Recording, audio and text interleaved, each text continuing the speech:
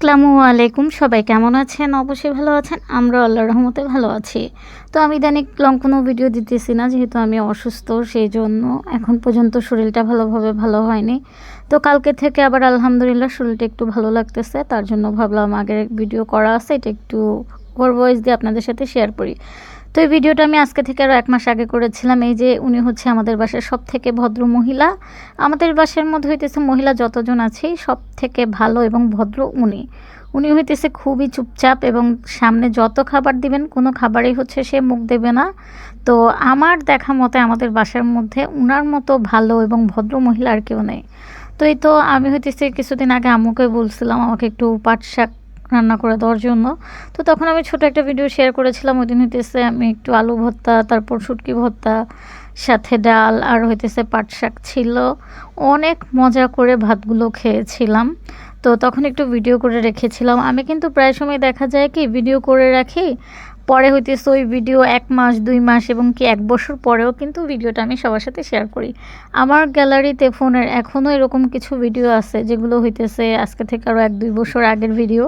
ওগুলো দেখা যায় যখন খুঁজে দেখি যে আছে ভিডিওগুলো, তখন শরীর ভালো না থাকলে তখন একটু একটু করে ভিডিও বের করে সবার সাথে শেয়ার করি। অনেকদিন যাবত তো আমি লং কোনো ভিডিও দেই না, আর এর মধ্যে ভিডিও করিও নি।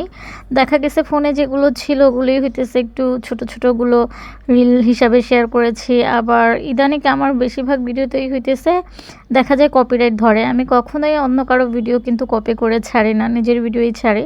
তো জানি না কেন এরকম হয়েছে। আর ইদানিং তো পেজে বলেন, ইউটিউবে বলেন, একদমই সময় দিতে পারি না। অসুস্থ থাকলে তখন কিন্তু কিছুই ভালো লাগে না। আমি সবসময় বলি সুস্থতা হচ্ছে মহান আল্লাহ তাআলার দেয়া অনেক বড় একটা নিয়ামত। যখন আমরা অসুস্থ থাকি তখন কিন্তু আমরা এই জিনিসটা বেশি অনুভব করি। যেরকম আমি এখন ভাবতেছি, মানে অনুভব করতেছি যে আমার কিন্তু শরীরটা বেশি ভালো না।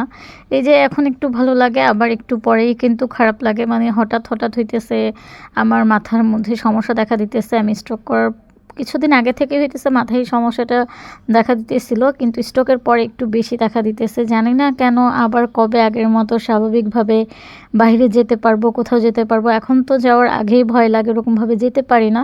সিজদামণিকে প্রতিদিন স্কুলে দিতে পারি না, মাঝে মধ্যে দেই, মাঝে মধ্যে দেই না। তো যখন আনতে যাই বা দিয়ে আসতে যাই তখনই দেখা যায় আমার খুব কষ্ট হয়। আস্তে আস্তে আস্তে আস্তে একদম হেঁটে যাই, যেটা আগে কখনো এরকম করে যায়নি। জানি না মহান আল্লাহ তাআলা আমাকে কবে সুস্থ করবে, কবে আবার আমি আগের মতো চলাফেরা করতে পারবো।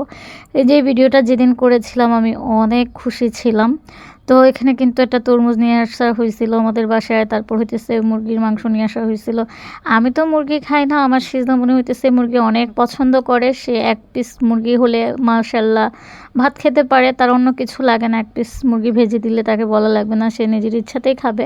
আর হয়তো খেতে চায় না। পরে সিজদামণির জন্য হইতেছে মুরগি নিয়ে আসা হয়েছিল। এগুলো সব আমি গুছায় রাখতেছিলাম। আর মনে মনে ভাবতেছিলাম যে কতই না খুশি লাগতেছিল। সবকিছু নিজের হাতে গুছাইতেছিলাম। আর এখন যখন আজকে এই ভিডিওটা শেয়ার করতেছি তখন ভাবতেছি যে আসলেই অসুস্থ হলে তখন আর কিছুই ভালো লাগে না। এখানে কিন্তু পেয়ারাও ছিল, আর পেয়ারাগুলো অনেক মিষ্টি ছিল। আমি না ধুয়েই হইতেছে একটা কামড় দিয়ে খেয়ে ফেলছিলাম। এই যে এখন একটু একটু করে খেয়ে আবার রাখতেছিলাম।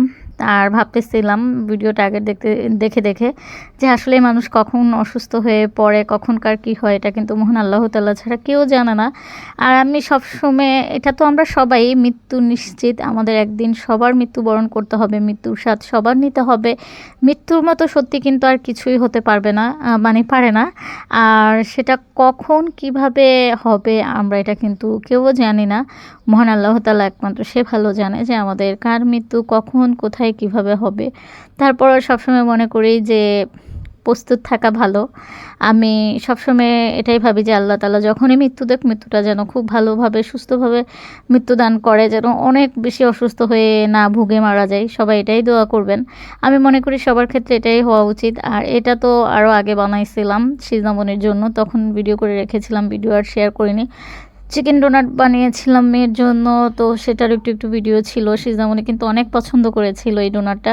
এটার সাথে আমি একটু আলু দিয়েছিলাম, তারপর হইতেছে একটু ব্রেড দিয়েছিলাম, তারপর হচ্ছে পেঁয়াজ কাঁচামরিচ সব কিছু দিয়ে বানিয়েছিলাম। মাশাআল্লাহ খেতে কিন্তু ভালো হয়েছিল। পরে ফ্রিজে রেখেছিলাম, সিজদামণিকে ২-১টা করে ভেজে দিছি, আমিও খাইছি। আমার কাছেও জিনিসটা অনেক ভালো লেগেছিল খেতে। আমার কাছেও সিজদামণির জন্য কিছু বানাইলে যদি খেতে ভালো লাগে আমি খেয়ে ফেলি, তার থেকে বেশি করে আরও আগে আগে খেয়ে ফেলি। মেয়ের জিনিস নিয়ে তো জানি না আবার কবে মেয়ের জন্য এরকমভাবে সব কিছু বানাতে পারবো।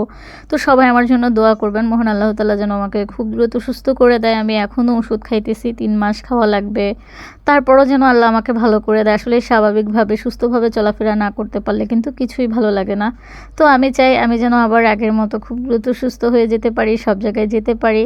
তো সবাই আমার জন্য দোয়া করবেন। তো এই তো আমার আজকের ভিডিওটা এতটুকুই ছিল। সেই পর্যন্ত সবাই ভালো থাকুন, সুস্থ থাকুন। আল্লাহ হাফেজ।